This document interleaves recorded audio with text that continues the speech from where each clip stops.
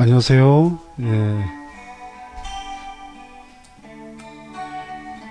지심 정경호 목사입니다. 우리 매일 기막힌 깨달음, 지금 주제를 하나씩 여러분과 나누고 있는데요. 오늘 상당히 의미 있는 이야기가 우리 안에서 이루어지게 될 것 같습니다.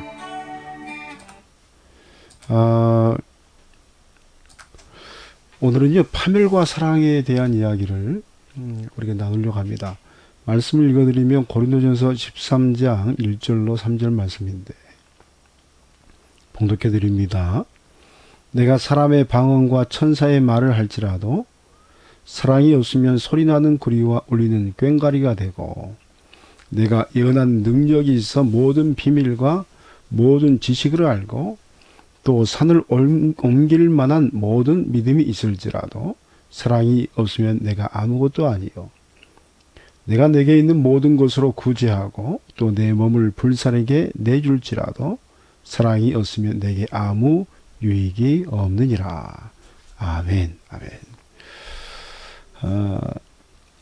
이제 인생을 살다 보면 참 많은 일이 우리 안에 이루어진 걸 보게 됩니다. 그런데 그 대부분의 사건들이 나와 너라는 관계 속에서 이루어지는 걸 보게 됩니다. 그러니까 나와 너에 대한 관계를 우리가 평생 이제 가지고 삶을 살아가는데, 예를 들어서 그 남편과 아내, 또 살아가는 사람들, 남녀, 그렇죠. 그리고 부모와 자식, 자녀, 그리고 그 외에 또 직장 생활에서는 상사와 부하 직원, 그런 관계들, 또 동료와 동료, 이런 모든 부분들이 우리의 삶을 가득 채우고 있죠. 그런 관계 속에서 우리가 살아가면서 공동체를 우리가 살아가는 거겠죠. 근데 이제 그 가운데 보면 우리가 실망을 느낄 때가 많습니다. 자주 실망을 느끼죠. 이게 뭔가 내가 잘 살아온 건가? 내가 잘 살고 있는 것인가? 때로는 도피하고 싶은 마음도 있고요. 그렇죠? 그 중에 가장 큰 영향을 주는 건 아마도 지배하려는 자와 지배를 당하지 않으려는 자 간의 어떤 이제 싸움에서 비롯될 수도 있겠다 하는 생각이 듭니다. 이제 우리의 의도와는 상관없이 꼭 사람을 지배하려고 하는 사람들이 있거든요. 여러분 주위에도 그런 사람이 있죠. 꼭 이제 자기 의견을 관철시켜야 되고, 내가 그 사람 앞에서 내 의견을 이야기해서 나를 따라오게 해야 되고 하는 그런 성향이 강한 사람도 있고, 어떤 사람은 그런 거 정말 그게 싫은 거죠. 그게 싫어서 자유의 영혼으로서 인생을 살아가려고 하는 사람도 있고, 그래서 지배하려는 자와 지배당하지 않으려는 자의 싸움 속에서 우리의 인간관계가 흘러간다, 그렇게 보는 사람도 있죠.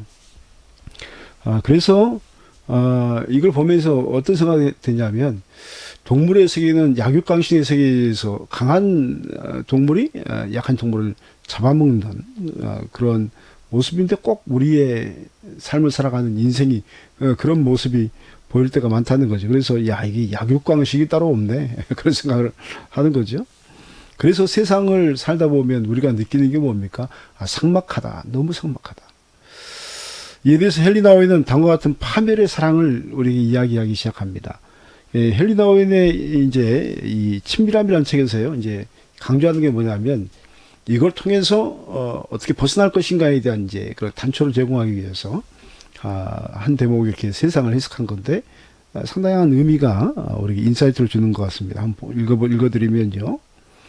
이 모든 것을 통해 우리는 회의를 느낀다. 사랑도 실은 실상을 가리는 위장에 지나지 않는다는 회의를 갖게 된다. 여기서 실상이란 남자와 여자는 길고도 미묘한 정탈전에서 서로 정복하는 관계에 불과하며, 결국 자기가 살아온 방식대로 상대를 조종하는 자가 언제나 승리한다는 생각이다. 사랑도 그 탈을 벗겨보면 결국 동료 인간을 탈취하여 미묘하게 정권을 행사하는 또 하나의 방편이다. 이것이 사실이라면 파멸은 인간 존재에 불가피한 측면이 된다. 탈취 형태의 삶이란 내 약점을 언제나 내게 불리하게 작용할 수 있으며 인생에는 안전지대가 없음을 뜻하기 때문이다. 뭐 그런 이런 이야기를 하고 있습니다. 이게 위장된 사랑이다. 이게 참 이게 우리가 부인하고 싶은 마음이죠. 위장된 사랑. 실상을 가리고 있다. 그러니까 남자가 여자를 사랑하고 여자가 남자를 사랑하는 그 속에도 위장된 사랑이 있을 수가 있죠. 진실된 사랑이 아닌. 그리고 그게 뭐냐면 쟁탈전과 같은 미묘한 것이 있다. 뭐 그런 이야기를 하죠. 그래서 동료 인간을 탈취하여 미묘하게 정권을 행사하는 또 하나의 방편으로서 사랑을 선택하는 경우도 있지 않냐. 그러면 그런 것들은 정말 이렇게 사랑인가 하고 이제 보는 거죠. 그래서 이게 사실이라면 인간의 존재는 파멸이 불가피하다. 모든 관계는 깨어질 수밖에 없고 상처를 입을 수밖에 없고 그래서 그 안에서 우리는 뭐냐면 정말로 이게 절망할 수밖에 없는 희망을 보지 못하는 그래서 나의 약점을 드러낼 수 없는 거죠. 왜냐하면 내 약점을 드러내는 순간에 잡아먹히기 때문에 그게 실제적인 우리의 삶의 모습이기도 합니다. 세상은 원래 그렇게 흘러가는 거죠. 그래서 탈취 형태의 삶을 살아가는 것이 세상이지 않는가 그런 이야기를 지적을 하고 있습니다. 그래서 이제 이 탈취 형태의 삶에는 안전지대가 없다는 거죠. 안전한 곳이 쉴 만한 곳이 없다. 그래서 물론 이제 나 외에는 이 사랑의 이제 이런 사상에서 탈취 형태의 어떤 사랑이라든지 그런 삶에 대한 그런 부분에서 우리가 이제 벗어나야 한다. 이제 그런 이야기를 하면서 친밀함에 대한 이야기를, 친밀함의 형성에 대한 이야기를 해나가는 거죠. 그렇다면 어떻게 해야 이 탈취 형태로 가득하고 정복하려는 것이 사랑이라고 현혹하는 것들로부터 우리가 벗어날 수 있을까? 이거 뭐냐면 사랑이 거짓이면 우리 인생도 거짓이 되잖아요.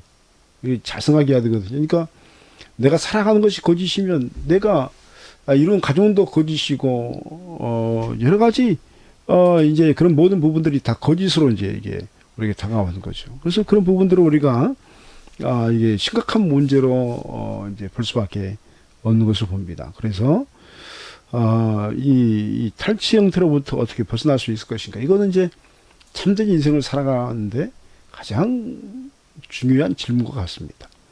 여러분 다 진정한 사랑을 찾지 않습니까? 정복하고 또 이용하려는 그 사랑으로부터 벗어나서 정말로 참된 사랑을 찾는 것이 세상 속에서 많은 이들이 하는 몸부림인데 대부분 그 사랑을 찾지 못하거든요. 그렇다면 고린도전서 13장에서는 이 사랑장인데 뭐라고 이야기할까? 오늘 읽었던 말씀은요, 사랑에 대한 소드 부분. 그러니까 사랑에 대해서 본격적으로 이야기하기 전에 뭐냐면 사랑이란 그래도 이런 것이다고 대략 이제 가르쳐주는 가르침으로 보여집니다. 그래서 하는 말이 천사의 말과 같이 달콤하고 멋진 말을 할지라도 그것을 사랑이라고 말할 수 없다. 사랑은 멋진 말이 아니죠. 사람이 능력이 있어 놀라운 일을 많이 이룰지라도 그것은 사랑을 얻을 수 있다고 말할 수 없다.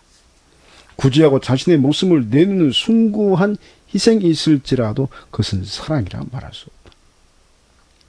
왜냐하면 이것들은 사랑의 궁극적인 모습이 아닌 사랑하면 나타나는 삶의 형태이기 때문입니다. 삶의 형태이지 그게 사랑이다라고 사랑의 본질이다라고 말하는 것이 아니죠. 그러면 사랑이 뭡니까? 사랑은 예수 그리스도의 십자가를 통해서 알게 되는 것입니다.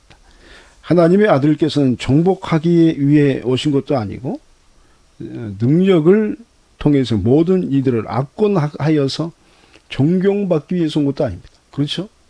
그분은 이미 다 모든 권세를 가지셨는데 그분은 천지와 만물을 창조하신 조물주 하나님이신데요. 뭐가 부족해서 이 땅에 오셨겠어요. 그런데 이 땅에 오신 이유는 오직 사랑하기 때문이고 또 사랑하시기 위해서 십자가를 지셨고 사랑하셨기에 구원의 역사를 재창조하신 겁니다.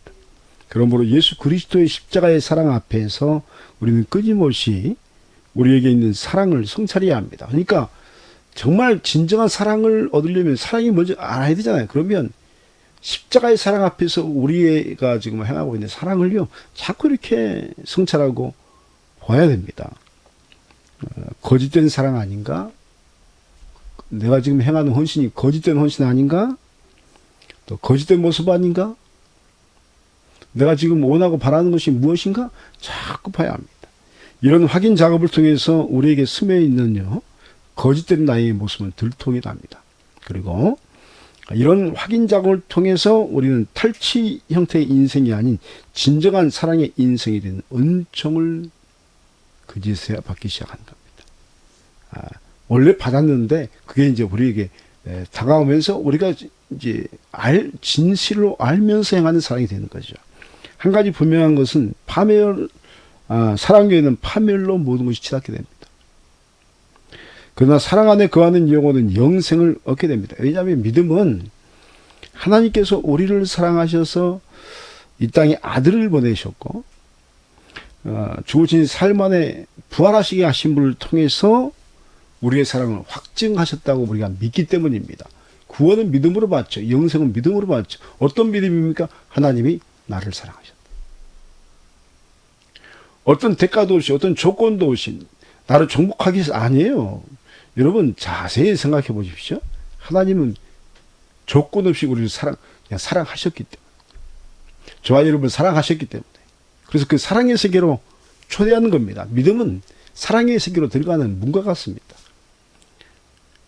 하나님은 사랑이시잖아요. 영원하신 사랑이시잖아요. 그래서 영생은 어떤 부분에서 영원한 하나님의 사랑의 품 안에 들어가고 영원한 하나님의 사랑 안에 거하고 그 하나님의 사랑을 맛보며 우리가 능력을 얻고 힘을 얻고 영생을 살아가는 것인 줄 믿습니다. 그래서 오늘은요, 우리 인생을 살아가면서 파멸을 살아갈 것인가, 세상이 말하는 그 사랑을 여러분이 계속 고집하고 나간다면 얼마 가지 않아서 파멸이 됩니다. 파멸. 관계가 다 부서지고. 그러나 우리 그 파멸은요, 쉽게 말하면 세상적인 어떤 사람을 정복하고 사람을 어떤 내가 그 위에서 뭔가를 불림하기 위해서 또 이용하기 위해서 하는 그 사랑은요, 그 모든 사랑은 나를 거짓된 허황된 사람으로, 영적 가면을 쓴 존재로 바꿔버립니다. 그래서 가식적이 되죠. 제2의 바리새인이 되는 겁니다. 그래서 교회 안에서도 정말 가식적이 될 수밖에 없는 거예요. 왜냐하면 내 약점을 드러내면 안 돼요. 약점을 딱 가리고 나는 거룩한 사람이고 나는 믿음이 좋은 사람이고, 그러나 그렇게 해서는요, 우리의 영혼이 구원을 얻지 못합니다. 근데 우리 영혼이 치유함과 회복을 얻지 못합니다. 하나님 앞에서 다 내려놓을 필요가 있습니다. 그리고 그 하나님의 사랑 앞에서 내 사랑을 내어놓을 필요가 있습니다. 그리고 그 안에서 성찰하며 기도하며 예수 그리스도의 사랑이, 십자가의 사랑이 내 자신의 사랑이 될 수 있도록 그걸 받아들이는 그런 작업이 우리에게 필요한 것입니다. 오늘은요, 사랑에 대한 비교를 잠깐 해보았습니다. 나는 어떤 사랑을 하고 있나? 탈취 형태의 삶을 살아가면서 그 세속적인 무엇인가를 얻으려고 하는 조건부적인 사랑을 추구하고 있는가? 아니면 우리 자신이 그 사랑을 주 앞에 내어놓고 예수 그리스도의 사랑 안에서 하나님의 사랑으로 승화되어서 그 믿음을 통해서 그 영생의 길, 참된 진리의 길, 그리고 우리 자신의 거짓된 모습이 아닌 참된 인생을 살아가기 위한 그런 여정을 걸어가는 우리의 모습인가? 파멸이냐, 사랑이냐? 그러니까 이제 세상에서 말하는 사랑은 사랑이 아닌 파멸이라고 말하는 거죠. 우리는 파멸의 인생을 살아가느냐, 아니면 하나님의 사랑의 인생을 살아가느냐, 질문을 하고 있는 것입니다. 소망하기는 나를 사랑하신 하나님 앞에서 여전히 지금도 나를 사랑하시고 예수 그리스도의 십자가를 통해서 나를 부르신 사랑 앞에서 우리 자신이 그분의 사랑 안에 들어가고 그 사랑이 우리 안에 역사되고 임하심으로 말미암아 우리 자신이 거짓된 모습이 아닌 진실하고 진정한 신령한 그런 모습으로 우리가 세움을 받는 역사가 있기를 소망합니다. 여러분, 신앙생활도 가식적일 수 있습니다. 위선적일 수 있습니다. 여러분, 그러나 위선과 가식은요, 거짓 포장으로 인해서 나중에는요, 불행할 수밖에 없거든요. 여러분, 예수 믿는 것도 여러분 사랑의 인생을 살아가야 할 줄 믿습니다. 진실된 인생. 저 사람을 내가 정복해야 되겠다, 내가 다스려야 되겠다, 이런 게 아니고 정말로 하나님 앞에서요, 하나님을 사랑하고 또 영혼을 사랑하는 마음으로 인생을 살아가는 것. 내 영혼을 사랑하고 또 너의 영혼을 사랑하고 함께 걸어갈 수 있는 그런 십자가의 참된 사랑. 그래서 영생을 얻는 사랑, 영원한 기쁨을 얻는 사랑, 하나님 나라가 우리 영혼 안에 그대로 임하는 그런 사랑, 그리고 그 사랑을 통해서 내 모습이 거짓된 모습이 아닌 참된 모습으로 변화되는 그러한 존재가 되기를 간절히 소망합니다. 오늘 이제 매일 기막힌 깨달음 세 번째인데요. 짤막짤막하게 이렇게 이제 한 개념들을 우리가 이해하고 우리 자신을 이렇게 성찰할 수 있는 그런 시간들을 계속 앞으로 갖도록 하겠습니다. 다시 한번 함께 하신 여러분 주의 이름으로 축복하고 다음 시간에 또 뵙도록 하겠습니다. 감사합니다. 샬롬.